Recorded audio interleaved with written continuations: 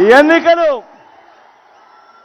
ఎన్నికలు కేవలం ఎమ్మెల్యేలను ఎంపీలను ఎన్నుకునేందుకు మాత్రమే అయిన ఎన్నికలు కానే కావు.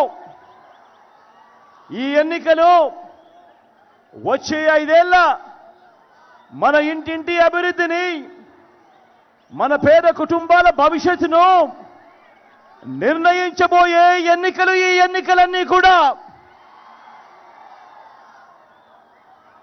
ఈ ఎన్నికల్లో జగన్కు ఓటు వేస్తే పథకాలన్నీ కూడా కొనసాగింపు. ఈ ఎన్నికల్లో పొరపాటున చంద్రబాబుకు ఓటు వేస్తే పథకాలన్నీ ముగింపు, మళ్ళీ మోసపోవటమే. ఇది చంద్రబాబు చరిత్ర చెప్పిన సత్యం. ఇది మళ్ళీ ఈ చంద్రబాబు సాధ్యం కాని హామీలతో ఇప్పుడు తాను ఇస్తా ఉన్న మేనిఫెస్టోకు అర్థం. బాబును నమ్మటం అంటే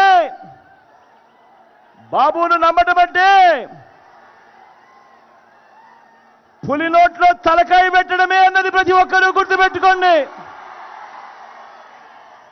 బాబును నమ్మటము అనంటే చంద్రముఖిని నిద్ర లేపడమే అని ప్రతి ఒక్కరూ గుర్తుపెట్టుకోండి. బాబును నమ్మటము అనంటే వదల బొమ్మాలి వదల అంటూ మరి ప్రతి పేదవాడి ఇంటికి వచ్చి తలుపు తట్టి రక్తం తాగేందుకు వచ్చే ఆ పసుపు పతిని ఇంటికి పిలవడమే అన్నది ప్రతి ఒక్కరూ గుర్తుపెట్టుకోండి.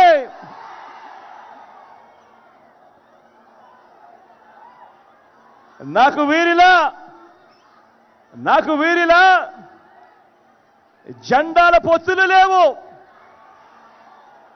నాకు ఉన్న పొత్తు మంచి చేసిన ప్రజలతో. నాకున్న నమ్మకం ఆ దేవుడి దయ మీద. నా మేనిఫెస్టోను 99% అమలు చేసి, మేనిఫెస్టోను ఒక బైబిల్గా, మేనిఫెస్టోను ఒక ఖురాన్గా, మేనిఫెస్టోను ఒక భగవద్గీతగా మంచి చేసి, ఆ మంచి చేసిన తర్వాతనే మీ బిడ్డ మీ దగ్గరికి వచ్చి మీ దీవెనలు, మీ ఆశీస్సులు కోరుతా ఉన్నాడు ఈవేళ.